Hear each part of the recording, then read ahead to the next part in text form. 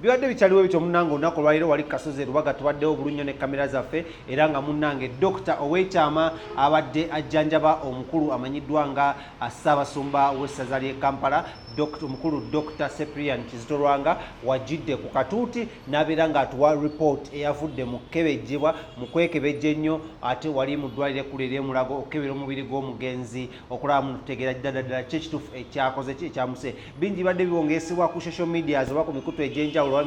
mugatta bantu wano mu ggwanga lya Uganda yonna gy'osinzidde okwangola vidiyo eno nga gigambibwa okubaamu n'omukulu ono kino kyekyamuse sukaali mutima kibumba bintu bingi nnyo butwa naye leero tuvudde nutegeera ekituufu kiddala ekyaviiriddeko omukulu ono okubanga ava mu bulamu bw'ensi eno ku lunaku olw'omukaaga ate nga yakava mu kkubo etambuza omusaalaba omukulu ono atunyonyodde Dr. Owekyama abadde ajjanjaba omukulu Dr. Cyprian Kizito Lwanga atunyonyodde n'atugamba muno oluvannyuma lw'okwekebejja omubiri gwe n'ebitundu eby'enjawulo eby'omubiri gwe bakizudde muno okufa kwa Dr. Cyprian Kizito Lwanga kwavudde ku veso emu ereeta omusaayi ku mutima omutima ne gulyoka gupampinga omusaayi ogwo ogubunya omubiri gonna okubanga yabadde eri blocked famboyas ng'eri blocked mulimu ka clot okitegedde aka blockings omusaayi ogwo ogenda agulu era nga buli muntu yenna afuna ekintu nga kino oba ekyefaananyiriza kino kimutwalira eddakiika 3 ku 5 wakati w'eddakiika 3 ku 5 okulaba muno ava mu bulamu bw'ensi eno because omutima gwa tegukyafuna musaayi ate omusaayi gwe gwa tegukyasobola kubanga gutambula ebitundu eby'enjawulo eby'omubiri kitegeeza muno omuntu oyo abeera takyasobola kukola kikubanga assa ate abeera takyasobola kubanga akola ki nga abeera mu bulamu bw'ensi eno mu Buganda oba wano mu Uganda ekyo bayita ekikutuko yafudde ekikutuko oluvannyuma lw'omutima okubanga gwesibye bwe gwesiba ne gwa tegukyasobola tegufuna musaayi gumala kubanga gutambuza eri omubiri so obulamu nobeera nga buyitaawo bwe buto mujjukire muno omusaayi guno gujjiramu omukka ogumanyiddwa nga ogwa oxygen oguyamba ebitundu by'omubiri ebyenjawulo okubanga bikola ki nga bifunctioninga so alipoota ebadde mpanvu nnyo era nga eno yavuddeko okubanga omukulu amanyiddwa nga Robert Kyagulanyi Ssentamu ono nga president w'ekibiina kya NUP olunaku lw'eggulo okuvayo n'agisaba n'agamba muno bantu bannyo bazze bava mu bulamu bw'ensi eno naye tusaba alipoota eyaviiriddeko Ssaabasumba okuba ow'essaza ly'e Kampala okubanga afa efulumizibwe era tugitegeera ne Katikkiro n'akidingana so efulumizibwa so era gavumenti awo esinzidde n'erabula buli muntu yenna abadde abungeesa ebigambo eby'enjawulo byeyesamwasamwa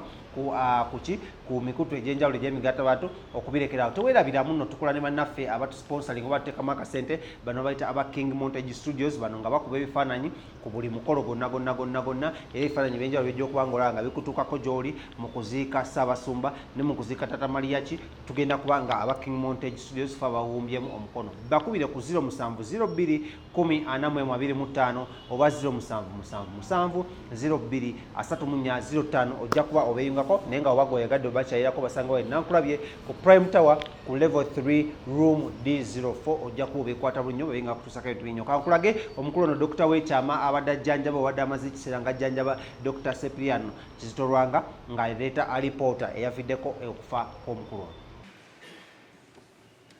omwaka 2021 ekiwandiiko eri bannamawulire ensonga eyaviiriddeko okufa kwa Ssaabasumba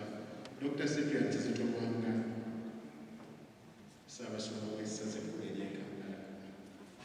Ssaabasumba Dr. Cyprian Kizito Lwanga yakakasibwa nti afudde ewuwe mu maka ge ssaawa zaali 3:08 ez'okumakya ku lw'omukaaga ga 3/2021 ngeyakola kino yamukakasa nti awummudde yali Dr. Sekitoleko Kamwakoogera nga z'omu ku basawo abadde bajjanjaba Ssaabasumba era nze nasooka okuyitibwa nga bamuzudde saabibala nnyo nali waka kyantwalira ddakiika 5 okutuuka postmortem yakolebwa mu ddwaliro ekkulu yali Emulago ng'abakugu baali bana abagikola abaasaba okugikola waliwo abaaliwo mu postmortem walimu abasigire 2 okuva mu famire ate n'abasawo 2 abaasabibwa Kereziya okubaawo ng'ekintu kino kikolebwa omubiri gwa Ssaabasumba bwe gwekebejjebwa obulungi ennyo era mu kitiibwa ensonga eyamuviirako okufa yazuuka oluusi tukebera abantu ne tutazuula nsonga naye kyo tugaa nti yazuuka era ekyaviirako Ssaabasumba okufa kyogera mu lulimi olw'ekisawo kubanga ekyo tekikyuka mu nsi yonna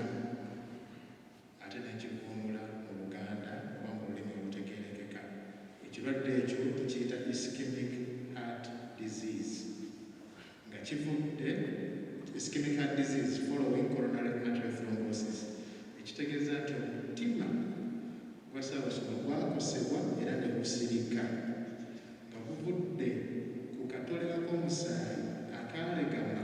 mu busuwa obutono obuwa omutima omusaayi omutima gwennyini gulina omusuwa ogutuusaako omusaayi omusuwa ogwo gwazibikira era ne gwamuviirako okuwummula ekyo bwe kibaawo kitwala eddakiika 3 ku 5 omuntu ate okufa kino kye twazudde kifaanana oba tekikontana n'ebyo bye tubadde tumanyi ku bulwadde Ssaabasumba bw'alina ffe nga basawo be ekiwandiiko kino kiteereddwa